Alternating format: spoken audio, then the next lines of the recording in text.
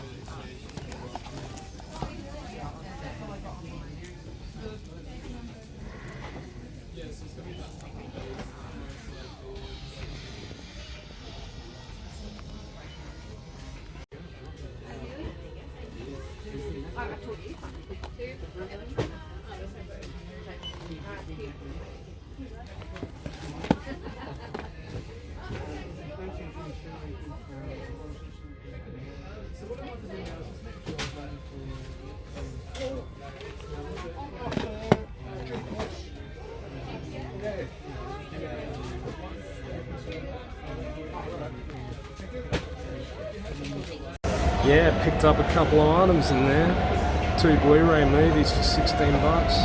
Show you what we picked up in the reviews. Yeah, so before I go home I thought I'd come and have a look at Mad Zombie Collectables. They've got some really cool horror stuff in here. So let's go inside and have a look.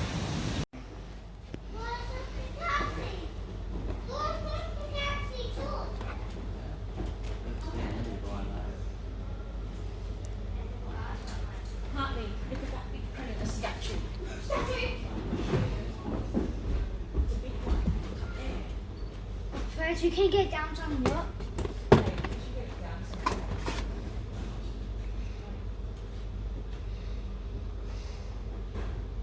Oh, it's $100.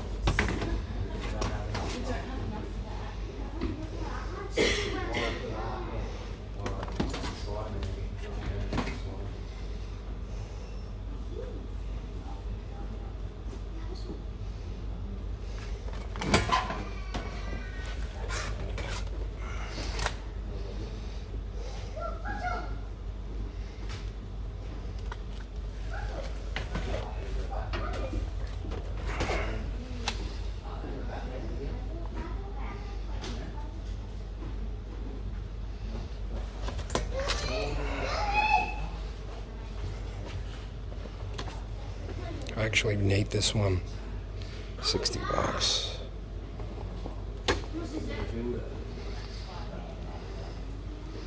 Yeah, it's really cool.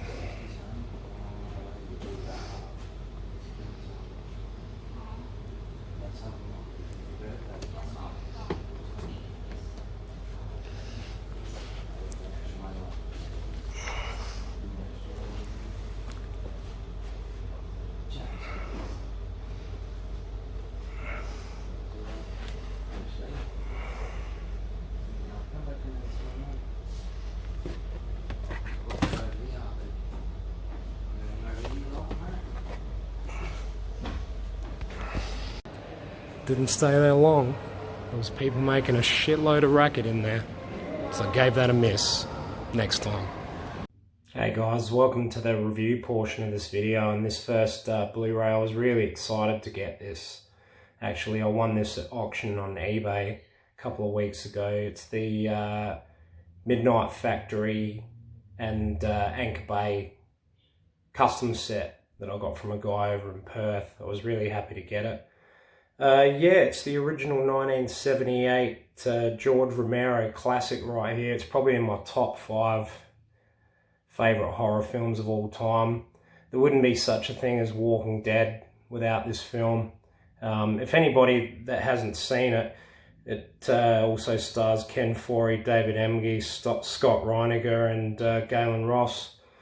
If anyone that doesn't know the story of this, it's about a group of people that meet up, and it's designed to be a sequel to the original Night of the Living Dead.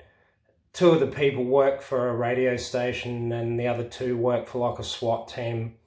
And they meet up, and obviously the zombies have gone riot in the city and they've got to escape and get to a safe place. So they get in a helicopter and they find this shopping mall, and of course they hole up in there thinking that they're going to be safe from the zombies, and obviously they've got everything they need in that one shopping mall. But yeah, things don't go as planned, and a bunch of bikers end up breaking in towards the end and all hell breaks loose. There's some awesome gore scenes in this film.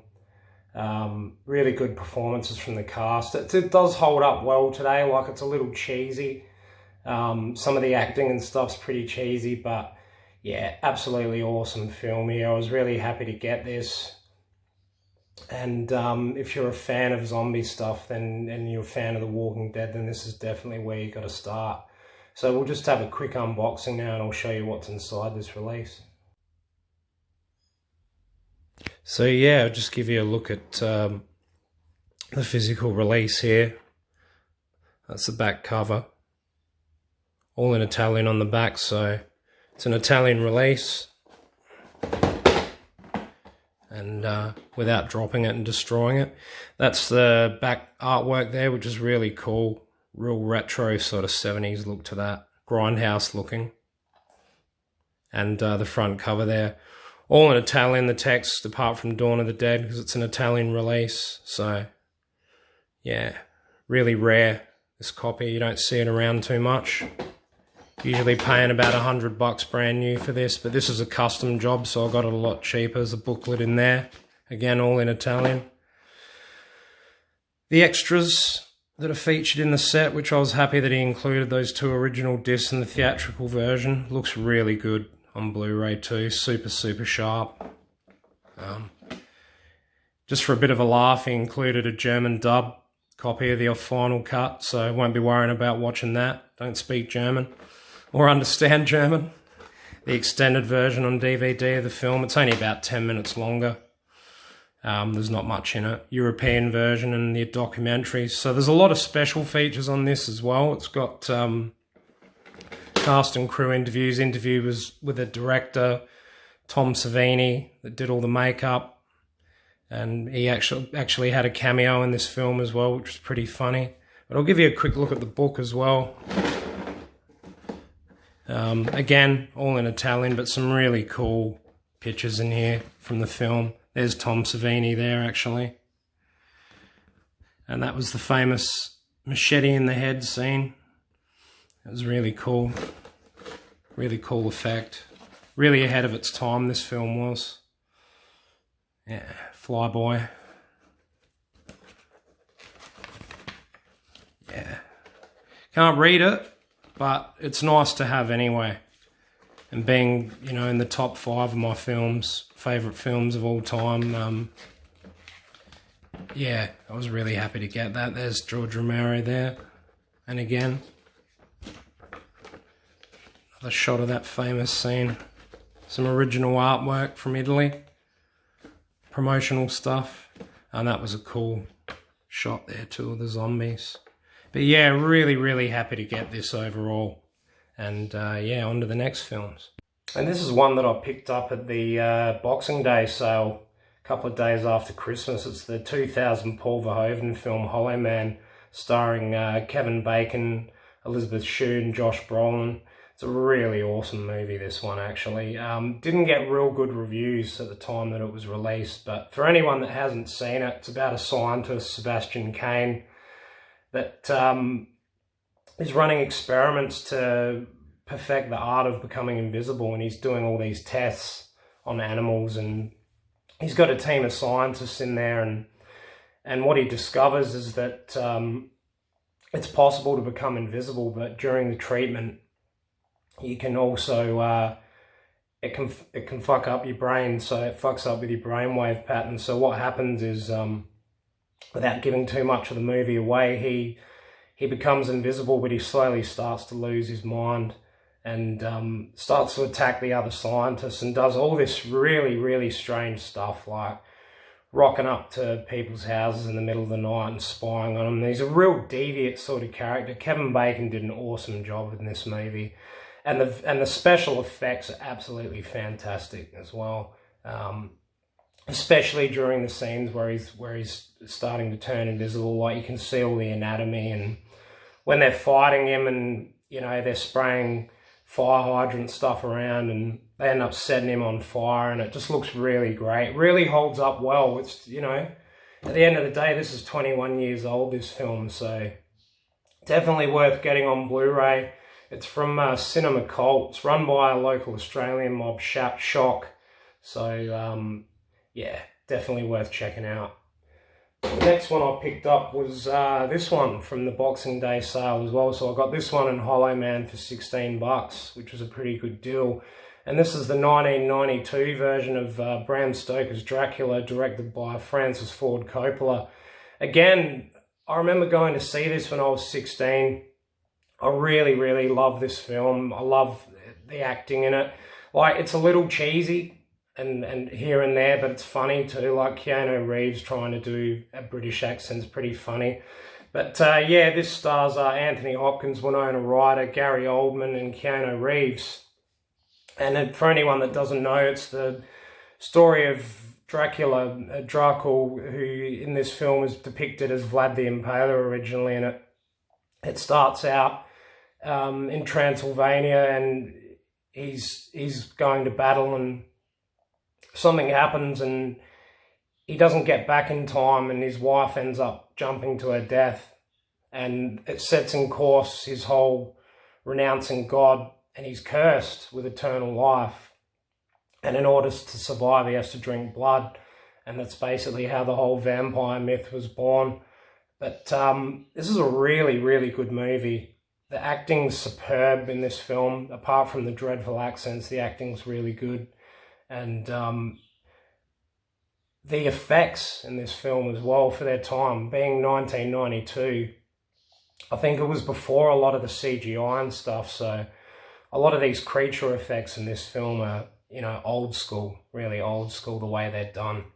It's got some good special features on it. It's got 30 minutes of deleted scenes, audio commentary and an introduction from Francis Ford Coppola. The blood is the life, the making of Dracula, the costumes of the sets, the design of Iko Ashoka, in camera, the naive visual effects of Dracula, and method and madness visualizing Dracula. Really cool one to watch here. The last one I've got, and I've been looking at this for a while, it's pretty rare, it's Rob Zombie's 31. And again, this film got pretty mixed reviews when it came out. A lot of people didn't like it.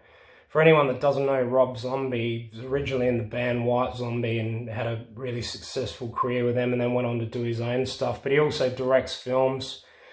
House of a Thousand Corpses is awesome. That whole trilogy, actually, all three films in that trilogy. And he did a really good job on the remake of Halloween. But for anyone that doesn't know this film, it's set in 1976. It's a group of 5 carnival workers kidnapped and held hostage in a compound known as Murder World. They're thrown into a sadistic game called 31, where they must survive 12 hours against a gang of maniacs dressed like clowns. That's essentially what it is. Some good actors in this one as well. Malcolm McDowell's in this, Sherry Moon Zombie, Rob Zombie's wife, and Meg Foster. And Ginger Lynn was pretty funny. She's an old throwback to the porn industry in the 1970s. But this was a really cool movie. I really like the acting in this. I think the acting was really well done, especially from Richard Brake playing, I think he played Psycho Head in this, but this is a fantastic movie. It's gritty, it's old school, it's really visceral in the gore as well. Like, yeah, I just thought it was a really classy piece of work, but yeah, happy to get this for sure. I got this again off eBay, so I got this in the mail. But yeah, that's the review portion of this video. And Happy New Year to everyone. I hope that this year brings you a lot of joy and it's a lot better than the year we've just had. And as always, like and subscribe down below if you like these videos. And I'll see you next time. Bye.